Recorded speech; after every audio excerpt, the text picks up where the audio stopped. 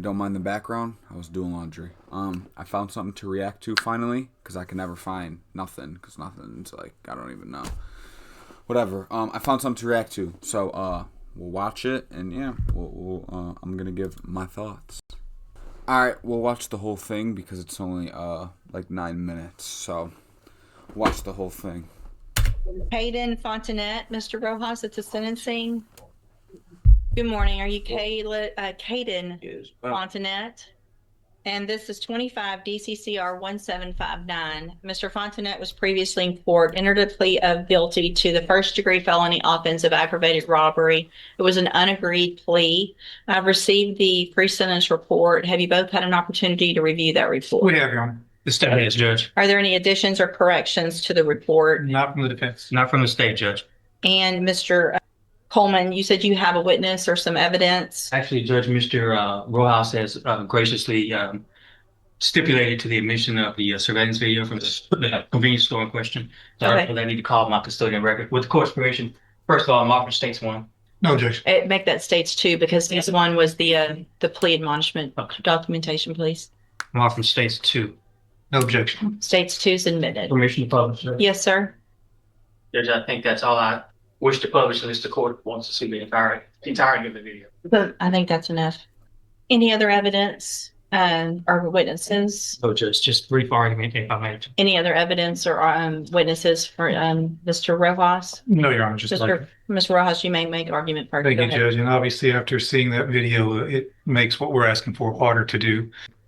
What we're here asking for this morning, Judge, is probation. Mr. Fontanet, he is a young offender.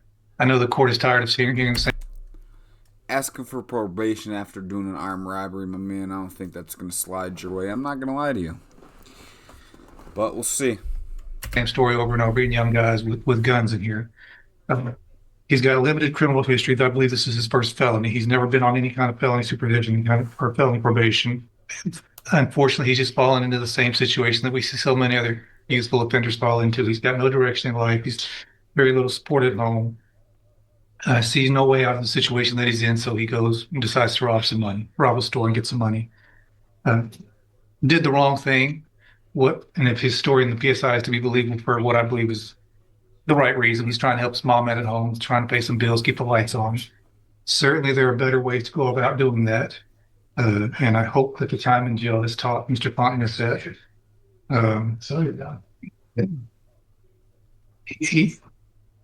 We've got options here, Judge. We can send him to prison or we can put him on probation. Certainly, he's on the road if this conduct continues, he's on the road with prison. I don't know that the day is the best time to make that exit for him. He's got a long life to live. We can send him to prison. He can be there for a few years and come back out. I don't know that he's going to get the help that he really needs in prison. There are programs available on probation that if he's serious about turning his life around, like he says in the PSI, those programs can help him. And if he does take advantage of those, it in turn would make the community a little bit safer. Because there'd be one less guy running around with a gun when he does get out of prison, if that were the road that you chose to take.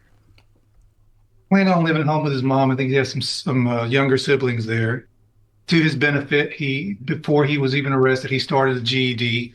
I think on the night that this happened, he had just finished a GED class and made a dumb decision to go hang out with these guys. He said, "Yo, y'all boys, I just finished my GED. Y'all ready to go hit this lick?" Fucking book him. That he should not have been hanging out with and did this robbery. Again, Judge, you've got two options. You can send him to prison or you can try to get him some help on probation, and hopefully he will take advantage of that. And certainly if he doesn't, we're going to know pretty quick, and you'll have another chance to send him to prison probably for a longer time. All right. Thank you. What is the status of the other two? Are there co-defendants? Have they been charged? They have been charged, Judge, and I have both of their cases, Judge. And they have not been sentenced yet or No, anything like that? no, Okay. Judge. All right, go. She can't wait to book them all. You hear? She's like, anybody else that I could sentence? Go ahead, Mr. Coleman. Yeah, I'll be brief. Whether it's the Pine Club Apartments or Rogers Park or a Speedy Mart, you've seen this, and we've seen this in this community all too often. I'm preaching to the choir, Judge. Prayer vigils and advisory committees, all of that stuff's fine, but you judge where the rubber meets the road. You are that person that can protect the community from somebody like this defendant. You are that person that can either let him walk out of this courtroom on probation with a piece of paper with conditions and promises that he won't resort to this kind of violence that you saw on that video, or you can ensure that the community is safe by putting him behind steel bars, concrete wall, and razor wire fence. I'm just asking. I'm not in the habit of begging, but on behalf of this community, I'm begging that you sentence this defendant to prison. The message that needs to be sent to this defendant and his circle of friends and anybody who would want to be like this defendant is that if you pick up a gun with the intent to commit violence, you're gonna pick up a 15, 20, 25-year prison sentence, Judge. And I'm just asking that you do this on behalf of people who live at the Pine Club apartments who just want to live in peace, people who want to go take a walk at Rogers Park and not be robbed, and somebody that wants to stop at a Speedy Mart convenience store and pick up some snacks without becoming a victim of a robbery. That's all I have, Judge. Thank you, Mr. Coleman. So, Mr. Fontenette, there was a time some years ago that there really wasn't even a question. Everyone, state's attorneys were recommending youthful offenders, probation. Let's give everybody an opportunity.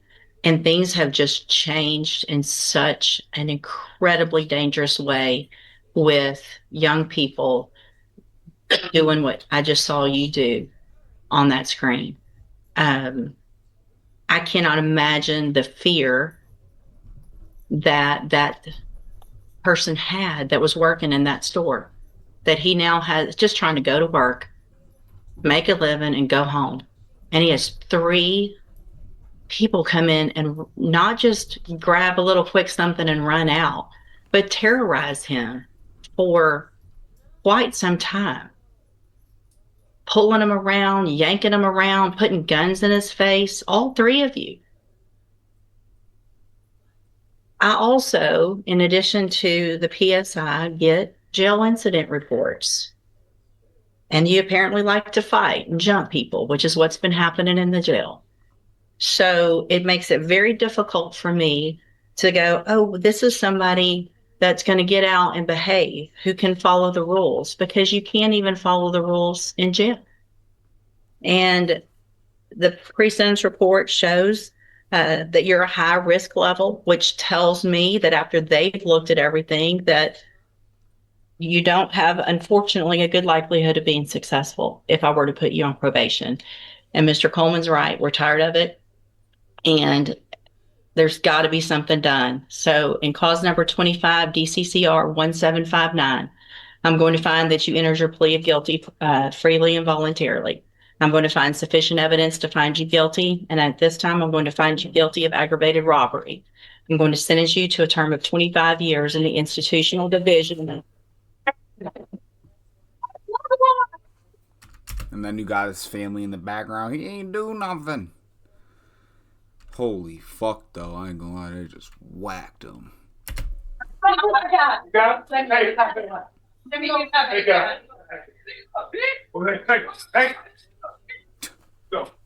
Come on, here.